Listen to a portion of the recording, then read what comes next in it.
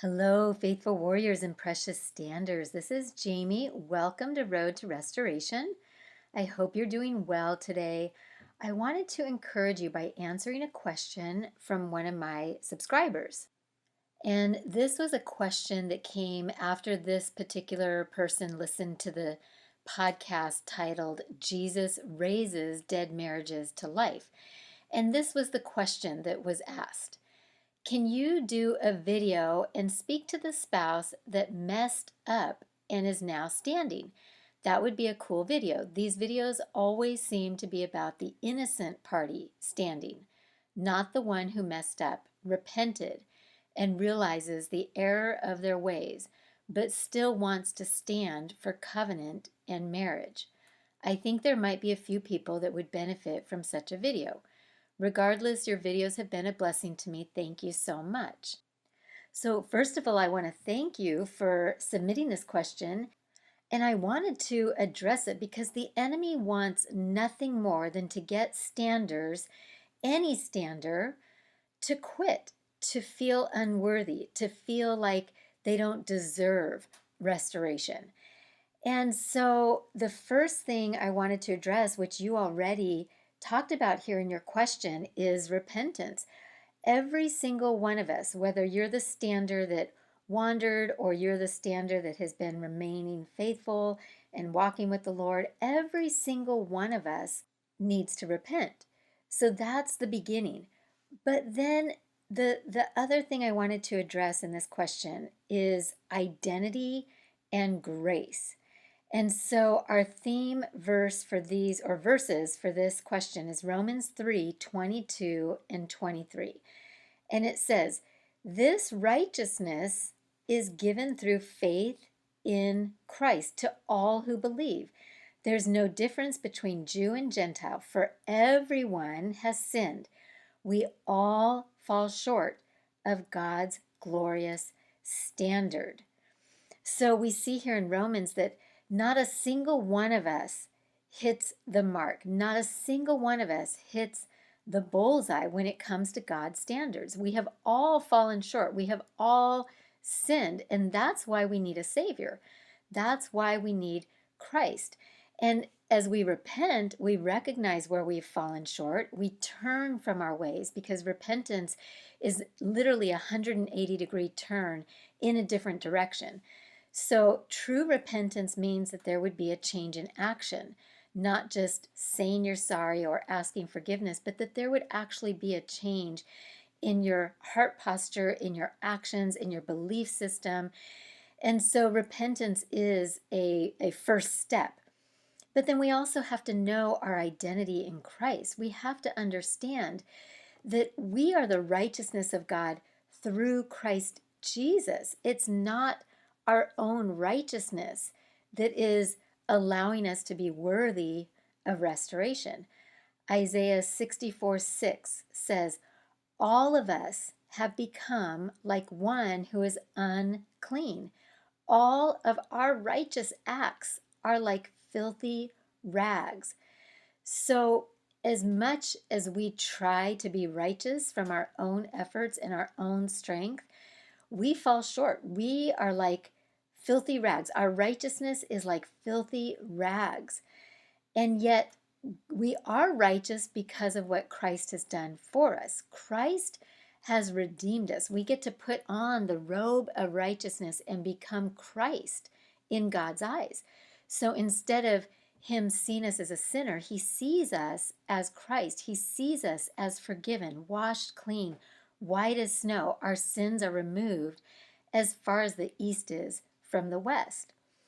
So that is our true identity.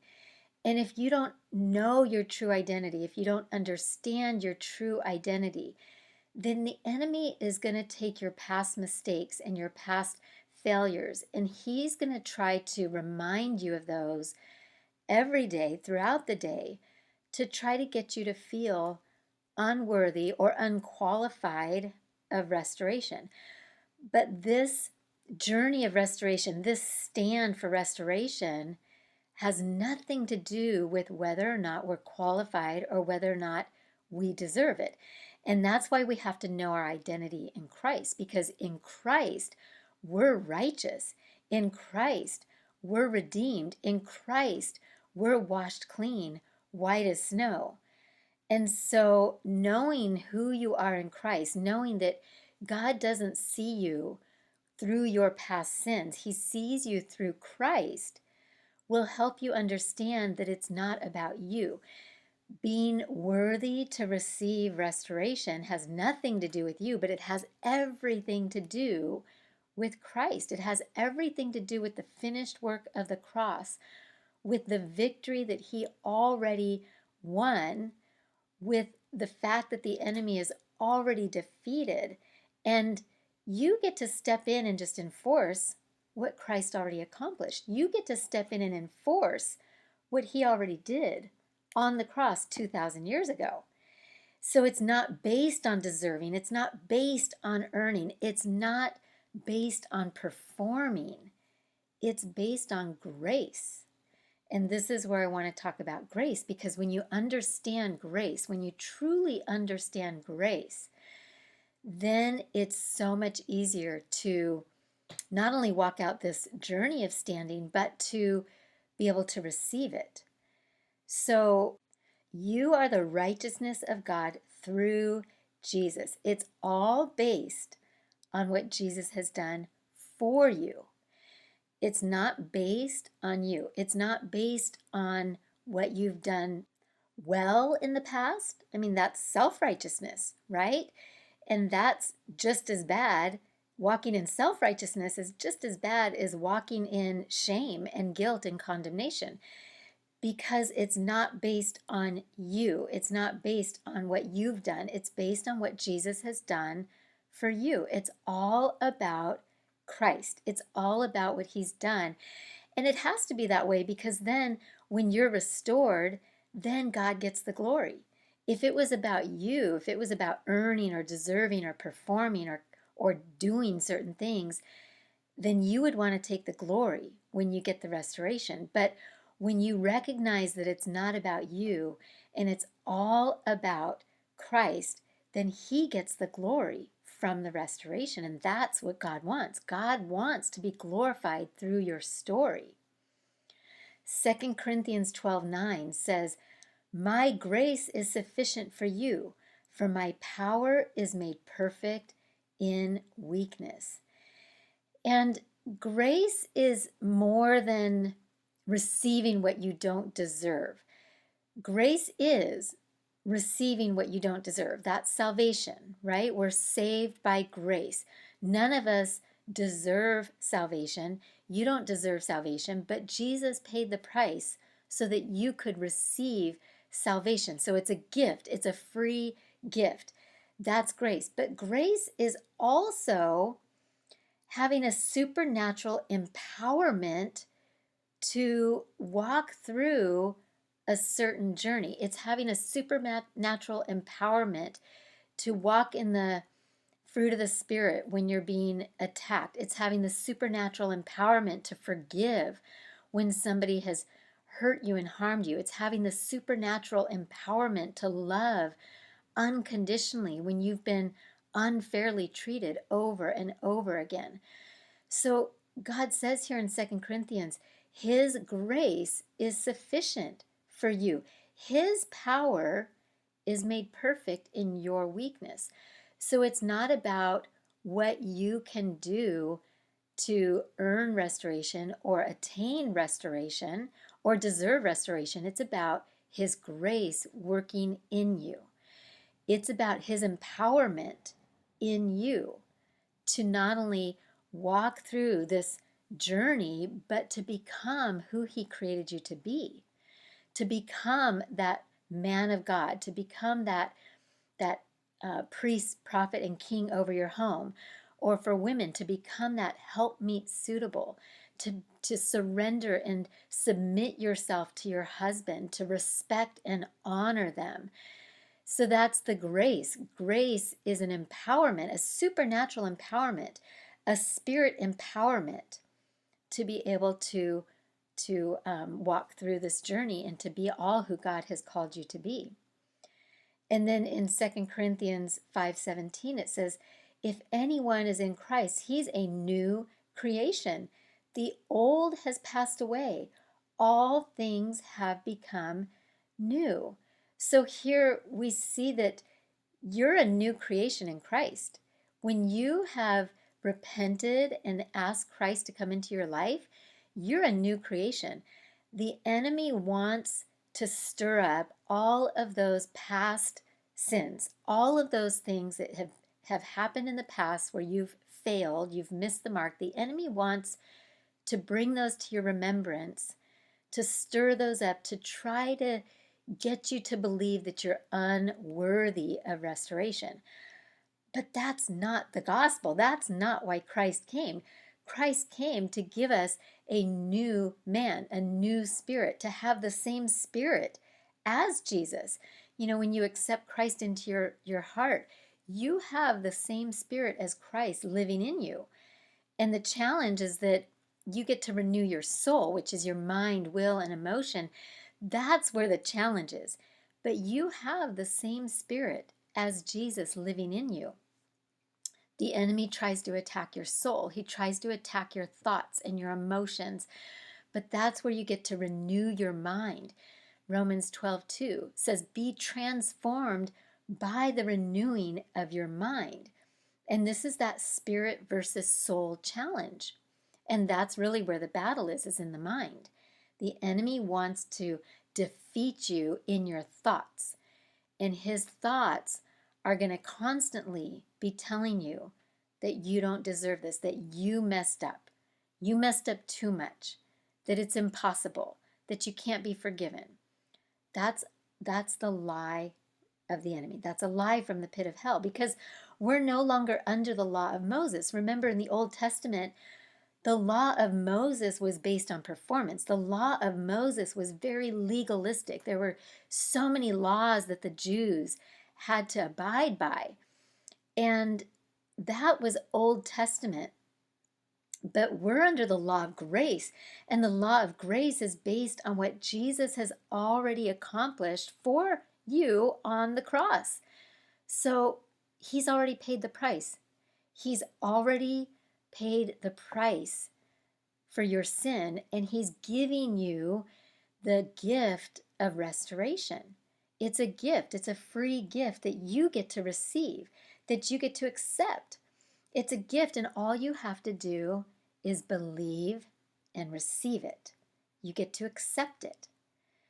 So the enemy wants you to think about your failures, to dwell on your failures, to feel unworthy of restoration, because when you dwell on those things, then your belief starts to diminish, right? You start to think that this isn't for you. You start to think that you're disqualified. And that leads to unbelief. But when you're fighting for restoration, you have to have faith, right? Faith is so important. Belief is so important. So the enemy knows exactly where to attack to try to get you to not have that faith that's so vital to this journey.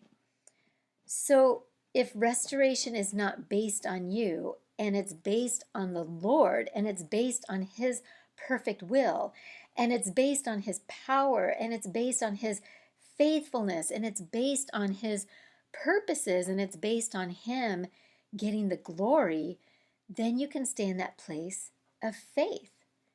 And don't forget, God does not hold your sin against you. It's the enemy that holds your sin against you. He's a legalist. Remember, he's a legalist. But sin does not change God's heart towards you. When sin enters a person, when a person steps into willful sin, God's heart towards that person does not change, but their heart towards God changes. That's where you see the hard heart. And we see that in the Garden of Eden with Adam and Eve. When Adam and Eve sinned against God, they hid. They hid from God because they knew they were in sin. They took upon themselves shame. So sin will separate one from God. Sin will separate you from God, but it's not God that has turned his back on you. It's the shame and the guilt that the enemy puts on you that causes your heart to turn away from God. But praise the Lord, that's why we have repentance, right? That's why God gave us the gift of repentance, because repentance allows our hearts to be restored back to the Lord. It removes that shame, it removes that guilt, and it allows that heart to soften again towards God so there can be that relationship. Repentance keeps our relationship with the Lord healthy, and that's what we want. We want that healthy relationship with the Lord. So, as a stander, it's so important, no matter where you are in your journey, no matter what's happened in the past, to believe and receive what Jesus has already paid for, to believe and receive based on grace, to believe and receive the gift of restoration because of who God is, not because of who you are or what you've done in the past. That's in the past, right? God has forgotten it. If you've repented, he's completely forgotten it. He's forgotten it. And the best part about repentance is that because of the cross, Jesus actually took upon himself the wrath of God. He took upon himself what you and I deserved so that we can get what he deserved, so we can get the fullness of life and forgiveness and restoration. The hard part is believing it. The hard part is believing and receiving it. Because again, the enemy is going to try to keep you in condemnation, but that's where you have to choose what you're going to believe. You have to choose where your identity is going to be established. And are you going to walk in grace? Are you going to accept and receive everything that Christ already paid for on the cross? So when you know who you are, when you know your identity in Christ, when you understand grace, then your faith increases and you can access all the benefits of being a Christian. You can access all the gifts that God has for you. You can access everything that Christ already paid for on the cross. So I just want to end by praying a scripture over you. Colossians 1, 9 through 14. I just want to pray this over. Father God, I ask that you give complete knowledge of your will and that you give spiritual wisdom and understanding to every person listening to this podcast, every stander standing for their marriage. Then the way that you live will always honor and please the Lord. Your lives will produce every kind of good fruit. All the while, you will grow as you learn to know God better and better. I also pray that you will be strengthened with all his glorious power, that you will have all the endurance and the patience that you need, that you will be filled with joy, always thanking the Father, for he has enabled you to share in the inheritance that belongs to you, his people, you who live in the light. For he has rescued you from the kingdom of darkness. He has transferred you into the kingdom of his dear Son, who purchased your freedom and forgave you of all your sins. Declare, decree, and release this in the power and the might and in the authority of Jesus Christ. Amen. Thank you so much for joining me today. I hope you're feeling encouraged. Please like, subscribe, and share my channel. I'd so appreciate it. And remember, I love you. I am praying for you. Stand strong. Keep fighting. Do not quit. God can, will, is, and has already restored your marriage. Bye-bye.